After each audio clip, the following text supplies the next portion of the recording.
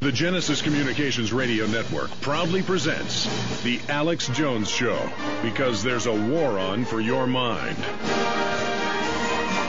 I want to be frank about something. From the bottom of my heart, I want to thank Rosie O'Donnell for her courage. Because if she hadn't done the things she's done on The View, 9/11 Truth wouldn't be as big as it is now, and it is the foundation. If we don't expose that, then the war, the tyranny, the domestic police state's just going to continue. Mainstream news, even conservative publications are reporting Bush has officially declared himself dictator. Under any economic or foreign emergency, he can supersede the Congress without Congress even having input. This is unprecedented. He funded this last year with the John Warner Defense Authorization Act and with the Military Commissions Act to strip citizens of their citizenship secretly for secret arrest and torture. Richard Linklater told you last year that while they were on the set making a film with Bruce Willis, he saw my film Terror Storm and woke up. He's now gone public in Vanity Fair saying a shadow government's in control. My point is a lot of these big stars like Rosie O'Donnell and others are starting to wake up, starting to have their paradigm shifted. And frankly, no one has done more now at that level of the media than Rosie O'Donnell to have the courage to go after these people. And I just got word that Rosie's folks and Rosie are tuned in to the show right now, and I want to tell Rosie O'Donnell, thank you from the bottom of my heart, because I want my family and my children and my wife to live in a free nation. I want you to live in a free nation. I want your family to live in a free country and a free world. And what you've done, the type of leadership and the type of example that you've shown in the face of tyranny, is the spirit we need to defeat this tyrannical world fascist system. And you are welcome on this show anytime. I would love to have you and William Rodriguez on this show anytime you want. And obviously you could have a press conference in New York or do whatever you wanted to. I know you're thinking about other venues to go public. I know that they've been attacking you and demonizing you and censoring you, all the behind-the-scenes things I've learned of that you've gone through in the last year on The View, them telling you couldn't talk about the number of dead U.S. troops, then them lying and claiming that you called the troops terrorists when all you've done is given them money and supported them and tried to get them out of this bad situation. They hate the troops. They're the ones killing the troops. They're the ones using the troops. And we just really appreciate you, Rosie, and everything that you have done. We appreciate Charlie Sheen's courage. You guys will be remembered in history for your courage, because as Mark Twain said in the beginning, as patriot is a scarce man, hated and feared, but in time when his cause succeeds, the timid join him, because then it costs nothing to be a patriot. We just posted the story, Rosie incensed by witch hunt could leave The View next week. Neocon producers' effort to discredit O'Donnell before host exits ABC show. We learned this from the folks that booked people for the show, that they told some of the people that were involved this. Also learned it from other people in connection to her management, and it's from some of her friends. So I got it from triple sources. I've known about this for a couple days.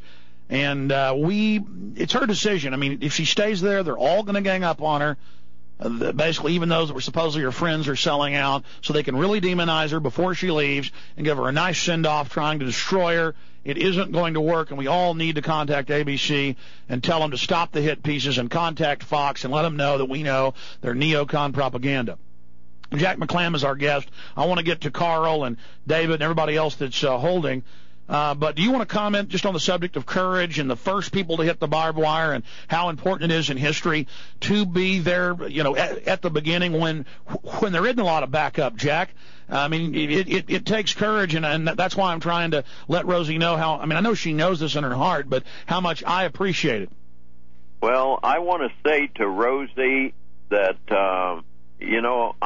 she wasn't my favorite for years, because we were on the opposite side of the political spectrum. But I want to say from tens of thousands of police and military, Rosie, we love you for coming out and helping us try to take our nation back from these tyrants and traitors in our government. And so we love you, my dear, and you're one of our favorite people today.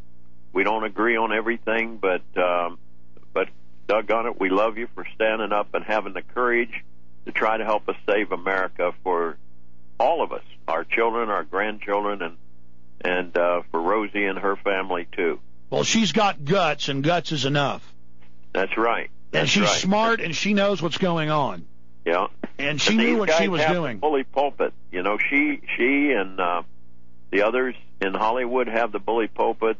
So many of Americans watch and listen and follow these people in Hollywood, and even more than follow Alex Jones. You know, well, she was being paid millions and millions and millions.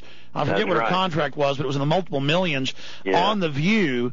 And she literally, they wanted to sign her contract but have control over her, and she said no. That means she walked away from the payoff.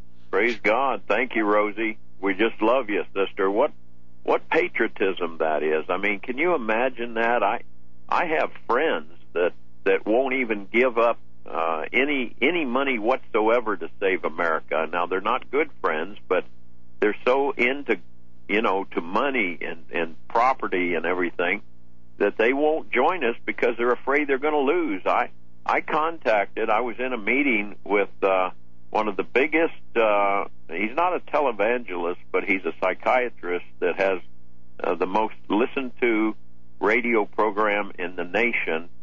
And I was in a council on foreign, or council, not council on foreign relations, but a council of national, I can't even think of the name of it now, but I was there with a millionaire friend of mine, and I listened to him speak about how the government was closing down the churches through their 501c3 and controlling the churches.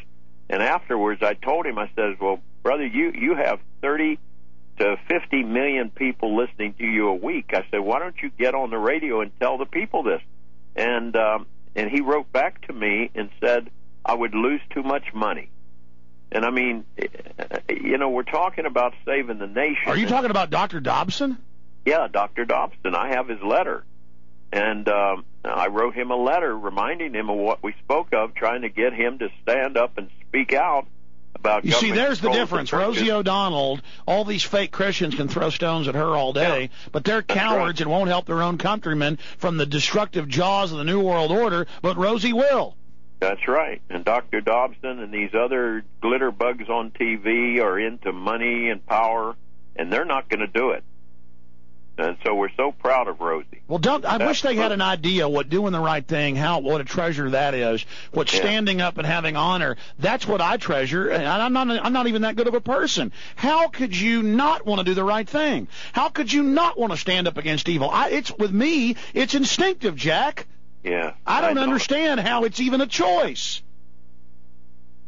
Yeah, well, I've given 27 years to this when I could have been out making a good living. I live in a 1977 single-wide mobile home, and I'd love to have a nice home. But, Alex, if we lose our country, what does all the items and the property and all the things mean to us if we're slaves to these international criminals?